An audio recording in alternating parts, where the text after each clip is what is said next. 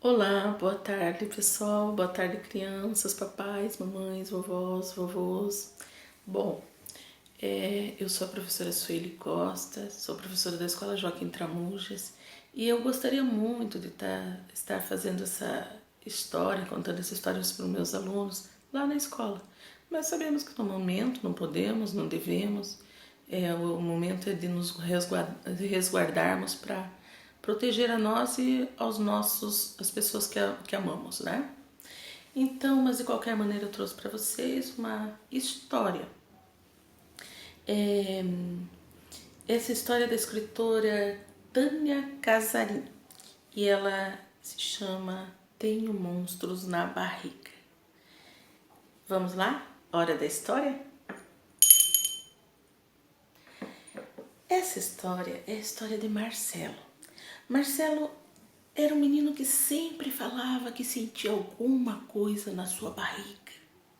Falava para a mãe que sentia alguma coisa na sua barriga. E a mãe dizia para ele, deve ser fome ou vontade de ir ao banheiro. E assim o Marcelo ia lá, tentava de tudo. Ia ao banheiro, comia banana, que era a sua fruta favorita. E não adiantava nada. Então Marcelo pensava, o que será que eu tenho na barriga que nem minha mãe sabe?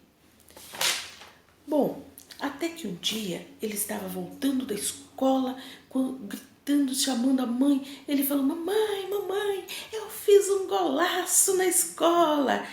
E pulando sem parar, de repente ele parou e disse, eu estou sentindo aquilo na barriga de novo. Tem alguma coisa na minha barriga. Então a mãe falou para ele e explicou, filho, isso que você está sentindo na sua barriga tem um nome. Você tem que prestar atenção quando acontece. O que é que ocasionou? Como foi que aconteceu? O que aconteceu antes, na hora que você sentiu isso? Então Marcelo parou e ficou pensando, o que será que é? E aí ele pensou e percebeu que ele sentia isso na barriga toda vez que ele fazia um gol no futebol. Ou quando o pai saía passear com ele no parquinho e brincar. Ou quando ele fazia alguma coisa e ajudava alguém que precisava. Então ele entendeu que isso eram sentimentos, o que ele sentia na barriga.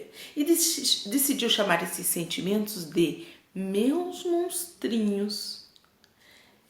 E era um monstrinho diferente para cada sentimento que ele tinha.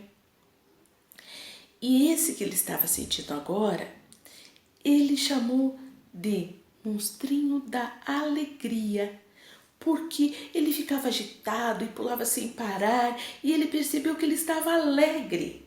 E quando ele estava alegre, o pai e a mãe também ficavam alegres. E ele sabia que o pai e a mãe estavam alegres porque eles abriu aquele sorrisão para ele assim. E aí ele resolveu então chamar esse sentimento de monstrinho da alegria. E teve uma ideia bem genial. Inventar um desenho para o seu monstrinho da alegria. Dar uma forma a ele, dar cores a ele, porque sentimento é assim. Sentimento a gente não vê, a gente sente. Então Marcelo desenhou um monstrinho do jeito que ele imaginava. E o monstrinho do Marcelo ficou assim, ó. Não é legal? Esse é o monstrinho da alegria que o Marcelo desenhou. E você? Você lembra de um momento alegre que você teve? Quando foi? Você consegue imaginar como é que fica a sua cara quando você fica alegre? E o seu corpo? Você imagina como é que fica o seu corpo quando você está feliz, alegre? E quando você sabe que uma pessoa está alegre? Quando você olha para uma pessoa e pensa assim, ele está alegre, como é que a pessoa está? E você percebe que ela está alegre. Então agora é a sua vez de criar. Como é o seu monstrinho da alegria? Você vai precisar de lápis, borracha, papel, lápis de cor, apontador, giz de cera também se quiser. canetinha, que eu sei que vocês gostam de contornar. E daí você pode desenhar e colorir o seu monstrinho da alegria. E depois que você colorir e contornar, marque lá o seu nome e a sua turma e guarda ele bem guardadinho. Porque quando nós voltarmos para a escola, nós vamos juntar todos os desenhos e vamos fazer uma exposição bem legal. Eu vou começar a desenhar o meu daqui a pouco. Mas para aproveitar a história e não esquecer as atividades que vocês já aprenderam na escola, nós vamos fazer o seguinte: as mamães, os papais, os irmãos que estiverem em casa podem te ajudar. Depois que você fizer o seu desenho do seu monstrinho e guardá-lo, quem for do primeiro até o segundo ano, primeiro e segundo ano, além de fazer o desenho, deve escrever a palavra alegria e circular as vogais e pintar as consoantes, para não esquecer o que é vogal e consoante. O terceiro e o quarto ano deve separar a palavra alegria em sílabas, dizer quantas sílabas tem e escrever uma frase pequena que tenha a palavra alegria.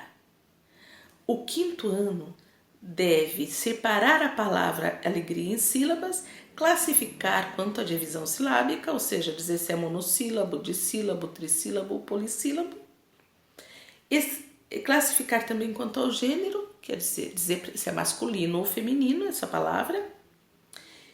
E depois escrever um pequeno texto de um parágrafo com a palavra alegria e também o antônimo desta palavra.